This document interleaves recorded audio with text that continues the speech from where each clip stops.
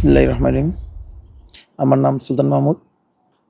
আমি রূপগঞ্জ উপজেলা ছাত্রদলের সাবেক আহ্বায়ক ছিলাম। জেলা ছাত্রদলের সহসভাপতি এক টার্ম ছিলাম। আর বর্তমান যে আমাদের নারায়ণগঞ্জ জেলা ছাত্রদল কমিটিটা আপনার বাতিল করা হয়েছে, ওই কমিটির সিনিয়র ভাইস প্রেসিডেন্ট ছিলাম। আর আমি আমার এই ছাত্র রাজনীতির পথ চলা সেই একবারে শৈশব, ওই সময় আমি এই বাস্তবতা হলো ওই সময় আমি কৈশোরে পদার্পণ করি নাই। ওই সময় থেকে আমি ছাত্র রাজনীতিতে ছাত্রদলের সাথে ইনভলভ। আমার কাজিন ছিল মূলত ইউনিয়ন ছাত্রদলের প্রেসিডেন্ট। যেই সময় আমি ছাত্রদল কি, ছাত্র রাজনীতি কি আমি যেই সময় বুঝি না, ওই সময় থেকে আমার মূলত ছাত্র রাজনীতিতে পথ চলা, ভাইয়ের হাত ধরেই। তার পরবর্তীতে এই দেশের অস্থিতিশীল পরিবেশের কারণে যে সময় বিএনপি নেতৃবৃন্দের ধরপাকড় বা বিভিন্ন ধরনের মামলা, হয়রানিমূলক মামলা, হামলা দেওয়া হচ্ছিল, ওই সময় আমার ভাই যে সময় এই দেশের বাইরে চলে যায়, ওনার অল্টারনেটিভ হিসাবে ইউনিয়ন ছাত্রদলের দায়িত্বেও আমি দীর্ঘদিন ছিলাম। তার পরবর্তীতে ২১ সালে আমি রূপগঞ্জ উপজেলা ছাত্রদলের আহ্বায়ক হয়েছিলাম। ওইখান থেকে আমাদের আহ্বায়ক কমিটি ভেঙে দেওয়ার পরে আমাদের জেলা কমিটিতে আমি জেলার প্রেসিডেন্ট প্রার্থী ছিলাম। আমার সর্বোচ্চ অ্যাক্টিভিটিস দেখানোর পরেও আমার হয়তো ভাগ্যে ফেভার করেনি, যার কারণে আমি প্রেসিডেন্ট হতে পারি নাই। আমি সিনিয়র ভাইস প্রেসিডেন্ট হয়েছি। সেন্ট্রাল প্রেসিডেন্ট সেক্রেটারি সমর্থন আমার উপর থাকার পরেও আমি হতে পারি নাই। আমি সিনিয়র ভাইস প্রেসিডেন্ট হয়েও কোনো রাগ ক্ষোভ না রেখে দলের প্রতি যে সর্বোচ্চটা দেওয়ার যেই টেন্ডেন্সি, ওইটা আমার মধ্যে ছিল এবং আমি দেওয়ার চেষ্টা করেছি। আমি যদি বলি আমার সামর্থ্য যতটুকু আছে, এর থেকে আমি আরও মনে করেন বেশি করেছি, তাহলেও ভুল হবে না।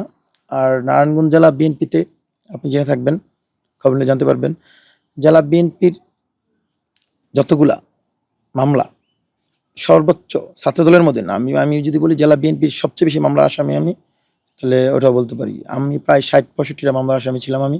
আমার বয়স যখন, যে সময় অল্প, ১৩ সালের ঘটনা, আপনার ১৪ নির্বাচনের আগে র্যাবে একটা ক্রস দিয়েছিল।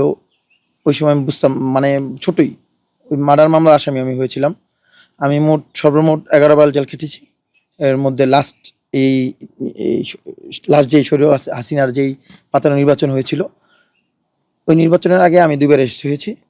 ২ বারই ঢাকা থেকে। একবার আমাদের বর্তমান যেই ফার্স্ট জয়েন্ট সেক্রেটারি শ্যামল মালুম, তারপরে সাবেক ছাত্রদল প্রেসিডেন্ট শ্রাবণ ভাই, ওনাদের সামনে থেকে আমাকে নারায়ণগঞ্জ জেলা, নারায়ণগঞ্জে যেই নারায়ণগঞ্জ সার্কেলের এসপি আবির স্যার, উনি আমাকে উত্তরা থেকে নিয়ে এসেছিল শ্রাবণ ভাই এবং শ্যামল মালুমের সামনে থেকেই। তার পরবর্তীতে ওই সময় প্রায় আমি ৩ মাসের মতো জেল খাটি। জামিনে আসার পর তার ২-২.৫ মাস পরে আবার যে ২৮শে অক্টোবর যে বিএনপির প্রোগ্রাম ছিল, প্রোগ্রামের পরে যে বিএনপি লাগাতার হরতাল অবরোধ কর্মসূচি দিয়েছিল, সেই কর্মসূচি পালন করার কালীন সময়ে আমি পালন করাকালীন সময় বলতে কি, টানা ৬-৭ দিন আমি প্রোগ্রাম করেছিলাম প্রত্যেক দিনই নারায়ণগঞ্জের বিভিন্ন স্পটে। এই শুধু রূপগঞ্জ নয়, রূপগঞ্জ ৩০০ ফিটে বুলতা গাউসিয়াতে, কাঞ্চন ব্রিজের আশেপাশে, তারপরে এই নুরুল ইসলাম আজাদ ভাইয়ের নেতৃত্বে ওনার ২৫০০-এ ২টা প্রোগ্রামে আমি অ্যাটেন্ড করেছিলাম। পরবর্তীতে রূপগঞ্জে একটা প্রোগ্রাম করে আমি ওই জায়গা থেকে যাওয়ার পরে ফোন ট্র্যাক করে আমাকে অ্যারেস্ট করা হয়। আমার সাথে ছাত্রদলের আরেক নেতা, জেলা ছাত্রদলের মাসুদুর রহমান মাসুদ, আলিফ সহকারে এই আরও ৪ জনকে অ্যারেস্ট করা হয়। তার মধ্যে আমার সাথে আমার প্রোগ্রাম অ্যাটেন্ড করে নাই আমার এক মামাতো ভাই, আমার আপন মামাতো ভাই, এসএসসি পরীক্ষার্থী। সে উত্তরা, তাদের বাসা, গ্রামের বাড়ি কালীগঞ্জ। ওই জায়গা থেকে সে এই উত্তরা যাবে, আমাকে দেখেছে। আমার সাথে একটা গাড়িতে ওঠার পরে ও সহকারে আমরা অ্যারেস্ট হই ডিবির হাতে। আমি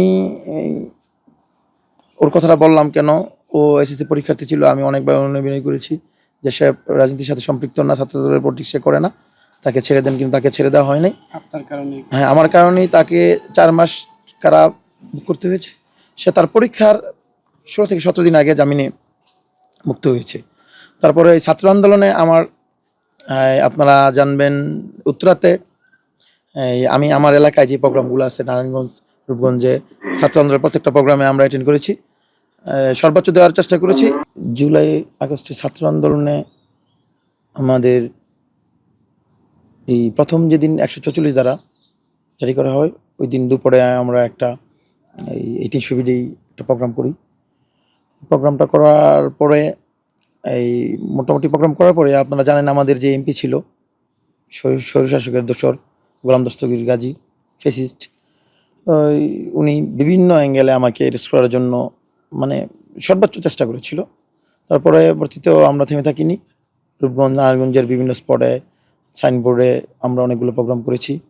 মূলত আমি দীর্ঘ আমার উঠতি বয়স থেকেই আমি এই মামলার কারণে জামালার কারণে আমার উত্তরা থাকতে হয়। আমি তো বললাম লাস্ট ২ বার আমি উত্তরা থেকে অ্যারেস্ট হয়েছি। ছাত্র আন্দোলনের সময় উত্তরার যেদিন মেয়র জাহাঙ্গীরের উপর ছাত্ররা এই ঝামেলা হয় ছাত্রদের সাথে, ওই দিন আমি ওই জায়গায় ছিলাম এবং আমাদের এলাকার অনেক ছেলেপেলে ওই জায়গায় ছিল আমার সাথে। বিশেষ করে আমার আরেকটা কাজিন, কথা বলতে হয়, ওর বাবা আবার আমাদের পার্শ্ববর্তী থানা কালীগঞ্জ থানা, গাজীপুরের যে ১ আসন কালীগঞ্জ ৪ আসন কালীগঞ্জ থানা বিএনপির সাধারণ সম্পাদক। ওনার ছেলে, একটাই ছেলে, মামাতো ভাই, ওর আমেরিকার বিষয় হয়েছিল। ও আমার কাছ থেকে ওই ছাত্র আন্দোলনে ওই দিনই মেয়র জাহাঙ্গীরের উপর যেদিন সাথে যে ঝামেলা, ওই দিন পুলিশের কাছে অ্যারেস্ট হয়, কারাগারে প্রেরণ করা হয়ে থাকে, তার বিষয়টা বাতিল হয়। আর আমি উঠতি বয়স থেকে প্রায় ১৩-১৪ বছর আমি এলাকায় একদমই আসতে পারি নাই, শুধু প্রোগ্রামগুলো করতাম। আর লাস্ট টানা ৪টা ঈদ আমি আমার বাড়িতে করতে পারিনি ওই সময়। আমি আপনাকে প্রথমে বলেছিলাম যে আমি ছাত্রদলটা করি, আসলে ছাত্রদলটা কি যে সময় বুঝতে পারি নাই। ওই সময় থেকে আমি ছাত্রদলটা করি। আস্তে আস্তে যেই সময় একটু বড় হতে থাকি, জিয়াউর রহমানের বাংলাদেশের জন্য ওনার অবদান, বিশ্বরাজনীতিতে ওনার অবদান, তারপরে সাধারণ একজন গৃহিণী থেকে বেগম খালেদা জিয়ার মহিষী নারী হওয়া এবং তারেক রহমানের এই দল এবং দেশের জন্য ডেডিকেশন, এগুলো দেখে মূলত এই দল এবং ছাত্রদলের প্রেমে পড়ি।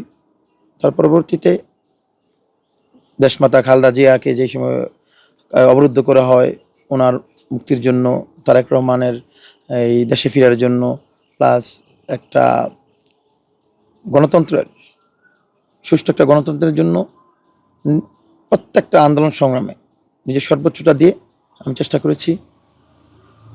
আজকে এই পথ চলাটা আমাদের জন্য মোটেও সহজ ছিল না। এর জন্য আমাদের আসলে অনেক ত্যাগ তিতিক্ষা, আমাদের এই ফ্যামিলি, এমনকি আত্মীয়-স্বজন, বন্ধু-বান্ধব সহকারে অনেক নির্যাতিত হতে হয়েছে। এত কিছুর পরেও আমাদের দেশনেত্রী আজকে ওনার সন্তান তারেক রহমানের সাথে দেখা করতে পেরেছেন, চিকিৎসা নেওয়ার জন্য গিয়েছিলেন, চিকিৎসা নিয়ে সুস্থ এবার দেশে ফেরত এসেছেন। আমরা মনে করি যে আমরা আসলে আমাদের এই কষ্টটা কিছুটা হলেও সফল। তো আমার মনে হয় আমরা এখনও আত্মতুষ্টির কিছু নেই, পুরোপুরি সফলতা আমরা এখন অর্জন করতে পারিনি। আমরা অতীত যেমন দেশনায়ক তারেক রহমানের ডাকে সকল আন্দোলন সংগ্রামে ঝাঁপিয়ে পড়েছি, ইন ফিউচারে যদি আমরা গণতন্ত্রের কোনো হুমকি মনে হয়, তারেক রহমান যদি আমাদের দিক নির্দেশনা দেন, ওনার নির্দেশে আমরা শেষ রক্তবিন্দু থাকা পর্যন্ত আমরা ওনার নির্দেশ পালনের চেষ্টা করব এবং বাংলাদেশের সুষ্ঠু গণতান্ত্রিক ধারা ফিরিয়ে আনবো, এটাই আমাদের প্রত্যাশা। যেহেতু এই দলটা রক্তের সাথে মিশে গেছে, আমরা এই দলের ভালো চাই।